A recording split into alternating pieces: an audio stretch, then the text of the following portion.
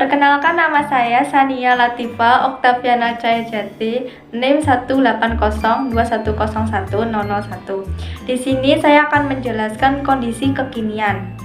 Tempe merupakan salah satu makanan khas yang cukup terkenal di Indonesia dan sudah menjadi makanan produk masyarakat Indonesia.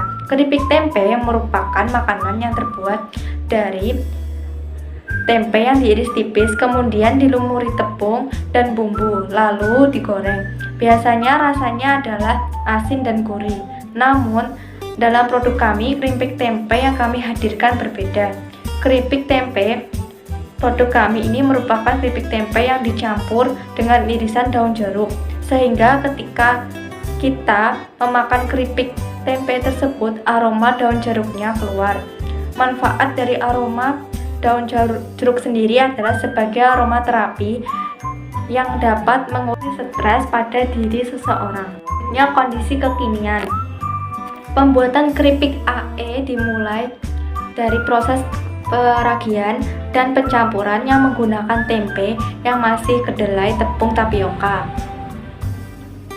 bumbu dan daun jeruk yang telah diiris kecil-kecil, kemudian adonan tempe dimasukkan ke plastik dan dibentuk menjadi bulat dan didiamkan selama semalam atau 24 jam. Setelah itu, tempe diiris tipis-tipis lalu dicelupkan ke dalam air garam dan penyedap rasa. Selanjutnya digoreng dan ditiriskan. Selanjutnya ada faktor internal. Yang pertama ada kekuatan. Keunggulan produk, harga yang ekonomis dan memiliki varian rasa yang berbeda dari keripik tempe lainnya. Kemasan bentuk yang menarik dan tanpa pengawet makanan.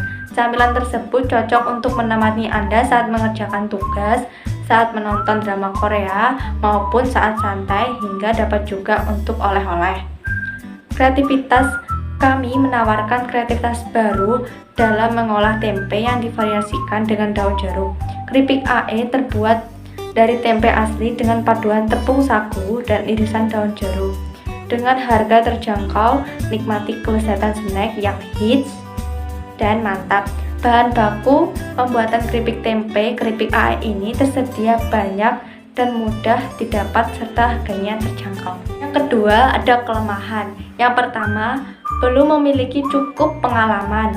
Pengalaman untuk memulai usaha yang masih sangat minim, jadi harus pelan-pelan. Yang kedua, kurangnya keterampilan. Kurangnya keterampilan kami dalam proses pembuatan keripik tempe itu sendiri. Ada faktor internal. Yang pertama, peluang. Banyaknya masyarakat yang menggemari berbagai macam varian snack dan jajanan, karena jajanan ini bisa dibuat teman cemilan dan lauk serta praktis dibawa kemana-mana. Dengan adanya keripik tempe, keripik AE ini akan menambah variasi snack dan jajanan dan menawarkan cita rasa baru bagi masyarakat pada umumnya. Kedua, ada ancaman. Salah satu bentuk ancaman yang dikhawatirkan biasa terjadi adalah keacuan konsumen.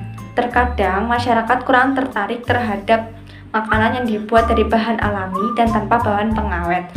Dan gaya konsumsi masyarakat saat ini dikuasai oleh makanan-makanan modern, siap saji, dan dari bahan-bahan impor. Selanjutnya, saya Eva Ardian Putri akan menjelaskan mengenai perencanaan bisnis. Perencanaan bisnis, sasaran, dan target pasar. Sasaran kami adalah seluruh masyarakat dari berbagai usia. Untuk itu, kami melakukan promosi dimulai dari lingkungan tempat tinggal kami. Kami juga melakukan promosi pada rekan-rekan mahasiswa di kampus. Selain itu, kami juga melakukan promosi melalui sosial media seperti WhatsApp, Facebook, Instagram, YouTube, dan Twitter. Selanjutnya adalah perencanaan bisnis studi kelayakan. Lokasi pembuatan produk kami adalah di Jalan Panglima Sudirman nomor 54 Caruban, Madiun, Jawa Timur. Selanjutnya, sarana dan prasarananya yang digunakan. Kami menggunakan media sosial seperti Facebook, Instagram, WhatsApp, dan lain sebagainya untuk melakukan promosi. Selanjutnya adalah sumber daya manusia.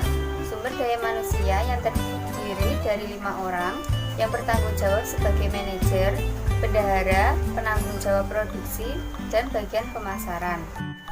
Yang selanjutnya adalah rencana manajemen, upaya pemasaran. Yang pertama adalah pengembangan produk. Pada produk tempe keripik ini, kami memberikan tambahan daun jeruk dan rasa pedas yang berbeda dan tampak lebih menarik serta unik dengan bentuk bulat yang berbeda dari pasaran. Kami juga menggunakan logo dan kemasan yang menarik sehingga menambah nilai jual di pasaran. Selanjutnya, yang kedua adalah pengembangan wilayah pemasaran. Area pemasaran utama adalah di sekitar daerah Madiun dan membuka stand promotion di Car Free Day. Kami juga akan memasarkan di lingkungan tempat tinggal, lingkungan kampus, menitipkannya di warung-warung, serta melalui sosial media. Selain itu, kita juga dapat promosi menggunakan spanduk, pamflet, brosur, dan promosi secara langsung di berbagai lokasi wisata yang sering dikunjungi wisatawan, seperti alun-alun, pusat oleh-oleh, dan tempat strategis lainnya. Yang ketiga adalah kegiatan promosi. Kami melakukan promosi produk kami pada tahap awal melalui mulut ke mulut dan menitipkannya pada warung-warung. Selanjutnya dilakukan juga promosi melalui media sosial yang kini marak di dunia maya. Saya Siti Hidayah akan membahas tentang strategi pemasaran produk kami. Yang pertama, promosi produk. Promosi produk bisa dilakukan secara manual dari mulut ke mulut dan dengan menggunakan sarana media sosial misalnya Instagram, WhatsApp, dan lain sebagainya. Yang kedua, memberikan harga yang ekonomis pada setiap produk. Harga yang ditawarkan sesuai dengan kualitas keripik tempe yang kami jual. Yang ketiga, memberikan potongan harga 10% pada pembelian grosir. Pembelian grosir minimal 10 piece keripik tempe keripik PAE. Yang keempat, memberikan promo pembelian dan giveaway. Promo dan giveaway berlaku setiap event khusus yang diadakan oleh produsen keripik tempe keripik PAE. Yang kelima, mengenali kondisi pasar. Hal ini sangat diperlukan karena kebutuhan konsumen atas keripik tempe keripik PAE terkadang tidak stabil.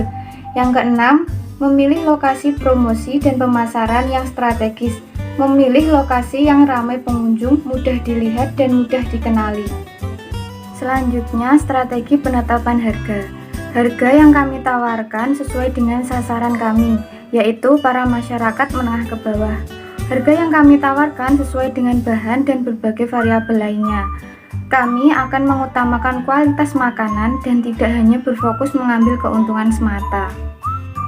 Selanjutnya, rencana pengembangan produksi. Yang pertama, jangka pendek.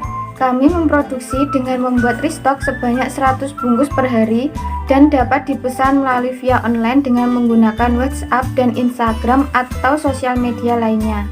Yang kedua, jangka sedang. Kami ingin mengembangkan olahan tempe ini menjadi berbagai macam jenis varian rasa dan juga dalam produksinya kita akan pasarkan seperti di bazar-bazar yang diadakan di Car Free Day. Yang ketiga, jangka panjang. Kami ingin membuka cabang-cabang di daerah lain dan juga mendirikan suatu outlet yang di dalamnya mempunyai menu berbagai macam olahan masakan yang bertemakan tempe, dengan membuat ciri khas tersendiri agar konsumen tidak bosan dengan olahan tempe tersebut. Selanjutnya adalah pembiayaan produk. Biaya tetap atau fixed cost. Yang pertama yaitu gaji pegawai, jumlahnya 5, harga satuannya 50.000, total nilainya 250.000. Yang kedua transportasi, jumlahnya 1, harga satuannya 20.000, total nilainya 20.000. Jadi jumlah totalnya itu 270.000. Lalu biaya variabel atau variable cost.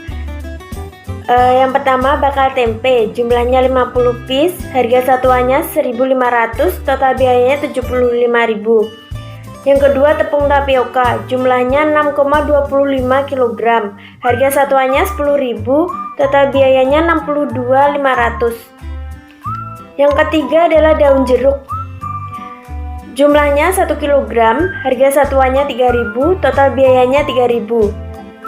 Yang keempat minyak goreng, jumlahnya 2 liter, harga satuannya 12.000, total biayanya 24.000. Yang kelima penyedap rasa, jumlahnya 1 piece, harga satuannya 6.300, total biayanya 6.300. Yang keenam, varian rasa pedas.